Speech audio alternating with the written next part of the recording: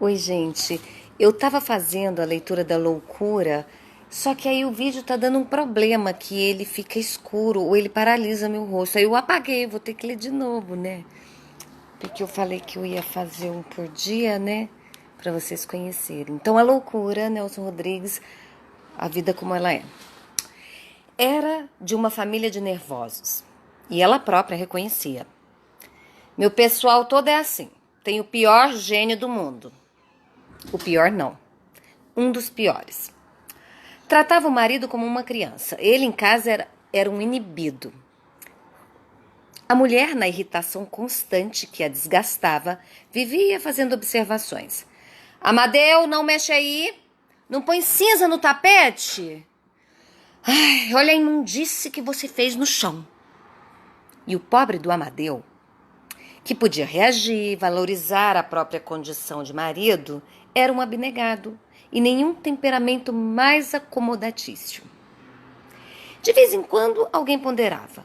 Ai, fulano tem sangue de barata. Talvez tivesse, mas ele se defendia das críticas com o invariável argumento. Ai, eu quero é sossego, sossego. E, na verdade, o que defendia acima de tudo, dia após dia, não era senão o sossego que ele prezava acima de tudo.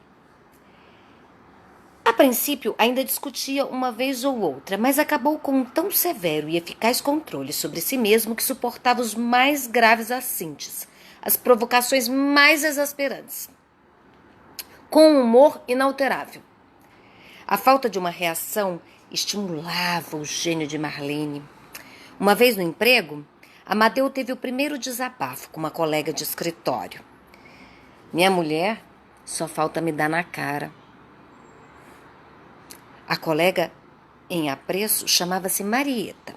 Era uma morena escura que, segundo uma maledicência geral, esticava os cabelos a poder de vaselina. Fora casada. Separara-se do marido e se interessava de uma maneira quase inconveniente pelo drama conjugal de Amadeu. No fim de 5 ou 6 meses de trabalho em comum, ela conquistara a confiança do rapaz, ouvia as confidências e fazia as observações competentes. Suspirava. Ai, você é bom demais. Ai, se fosse outro. Sustentava a tese de que o sujeito bom sempre leva na cabeça. Citava casos de beneméritos que são tratados a pontapés pelas respectivas esposas. Por vezes fazia insinuações, quase imperceptíveis e que o ingênuo realmente não percebia. Dizia então: há casos que só na pancada. Só na pancada. Até que um dia Marieta falou pela primeira vez numa possibilidade que jamais ocorreu a Amadeu. Quem sabe se tua mulher não é maluca? Espanto do rapaz. Maluca? Ela insistiu. Pois é, maluca. O que ela faz, meu filho, é de gente doida, no duro. Na volta para casa à noitinha, Amadeu veio pensando, embora com uma certa relutância na hipótese. Mas como se caracterizava por uma boa-fé ilimitada, acabou se envergonhando dos próprios pensamentos. Não. Por coincidência, a mulher estava nesse dia de uma irritabilidade incrível. Fez barulho porque ele, no seu desmazelo, pusera cinza no assoalho. Esganiçava a voz. Tenha vergonha! Tamanho homem tão porco! As veias do pescoço saltavam. Disse-ia uma possessa. E então, embora a contragosto, ele se lembrou da colega e da hipótese sugerida. No dia seguinte, em pleno trabalho, a outra voltou à carga, exprimindo-se em gíria. Foi bastante positiva. Você sabe qual que é o golpe? Consultar um médico. Vai por mim que você vai bem. Um psiquiatra. Não largou mais aquela ideia. Tua mulher sofre da bola, eu aposto minha cabeça. Cada vez mais desconsiderado em casa, sofrendo desacatos diários, ele foi se deixando dominar pela outra. As indiretas de Marieta eram cada vez mais nítidas. Só te digo uma coisa, ou por outra. Outro qualquer já teria dado um chute nessa mulher. É isso que ela merece, um chute. Amadeu, fraco, pusilânime, com o horror das resoluções heróicas, balbuciava: é minha esposa, eu casei-me com ela. No fundo, era a favor do casamento indissolúvel. Achava uma coisa horrorosa os casais se separarem. Então a outra, baixando a voz e sem desfitá-lo, usava um argumento considerável. Ninguém é obrigado, gente, vamos lá. Vem cá, meu bem, vou fazer um docinho pro Enzo, mas eu não vou parar, tá? Ah, ele vai fazer pra mim, o marido. Então vamos continuar. Achava uma coisa horrorosa os casais se separarem. Então a outra, baixando a voz e sem desfitá-lo, usava um argumento considerável. Ninguém é obrigado a viver com uma louca. Compreendeste? E ninguém me tira da cabeça. Tua mulher é maluca, meu filho. É maluca. O fato é que, sugestionado, ele acabou sugerindo em casa: minha filha, se eu fosse você, eu ia num médico. A mulher estacou. Médico de quê? Pigarregou. Médico de nervos, meu anjo. Porque, meu bem, você anda tão alterada. Pela primeira vez, aquela mulher que esbravejava tanto, que fazia a vida de todos um inferno, acusou o primeiro sintoma de pusilanimidade. Não soube o que dizer. Com um súbito medo e muito pálida, fez a pergunta em voz baixa: você está insinuando o quê? Hein, Amadeu? Que história é essa? Exaltou-se de novo. Eu sei o que você está pensando, hein? Sei sim, mas desista, viu? Amadeu, desista, porque eu não vou a médico nenhum. Mas, enfim, tinha medo.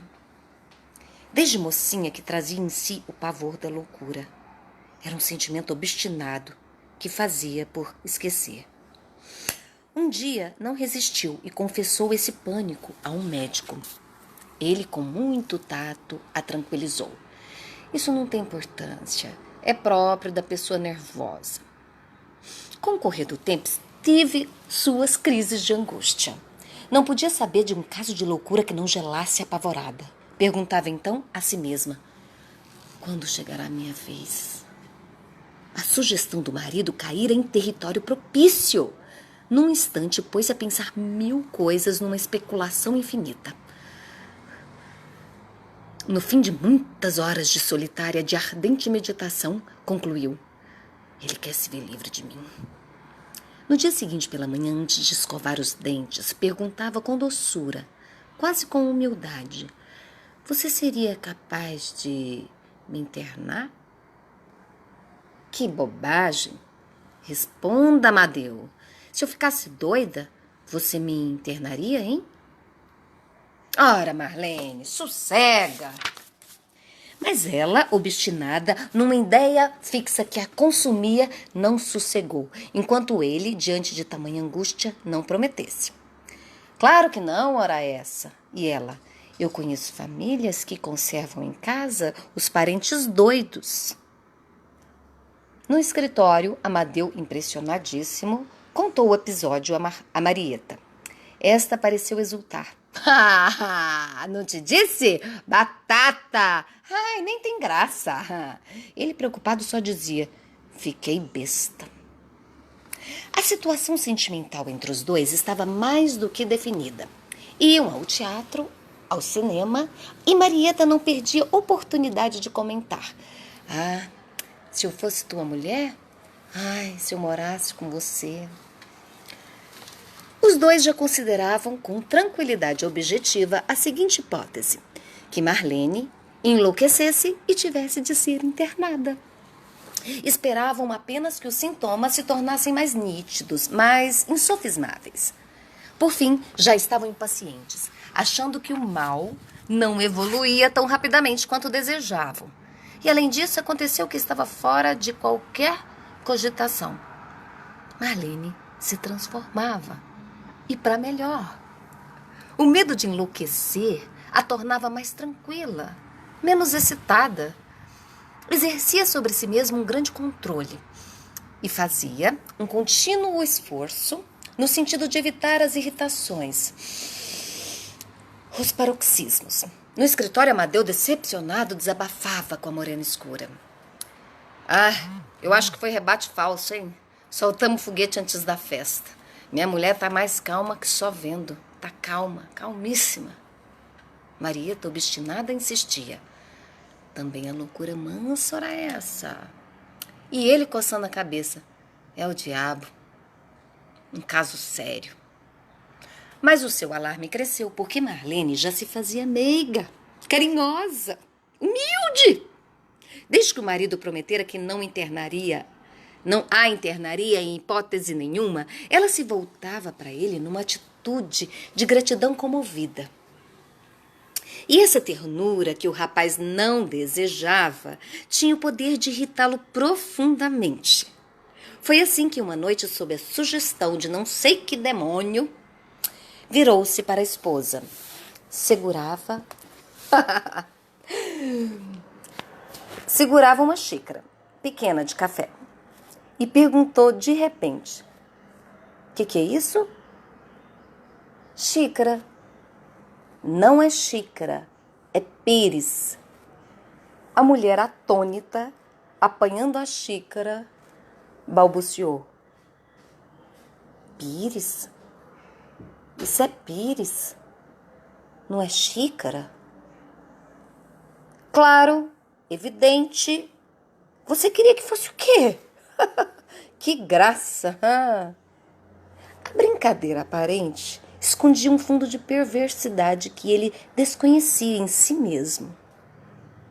Viu o pavor da mulher. Durante 1, 2, 3 minutos não se falaram. Espreitavam-se apenas. Depois ela desviou a vista para a xícara pequena. Com absoluta fascinação repetiu: é pires, não é xícara, é pires. Olhava agora em torno, incerta de tudo, de todos. Parecia não reconhecer mais os móveis, as paredes, o lustre, o teto. Talvez a mesa não se chamasse mesa, tivesse outro nome qualquer. Ele, continuando a comédia, fazia um espanto alegre. Que é contigo? Não brinca assim, Marlene. Podem te achar maluca. Marlene levou a pequena xícara para o quarto. Tinha vontade de gritar, de fugir, de correr. O medo da loucura estava no mais íntimo de si mesma. E mais do que isso, o medo da internação. De vez em quando olhava para o marido, sem sentir. O rosto de Amadeu aparecia mais nu do que nunca, sem um disfarce, sem uma máscara. A maldade estava nos olhos, no rictus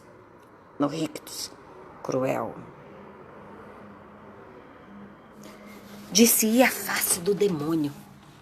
Então Marlene teve a brusca certeza: eu vou enlouquecer e ele vai me internar. Aceitaria a loucura. Não o hospital de loucos. Não o hospital de loucos. Depois, o medo se transformou em ódio. À outra noite, Amadeu estava dormindo. E foi assim que recebeu, na altura da carótida, um golpe só, medonho, com a navalha de barba do marido. Ela o decolara.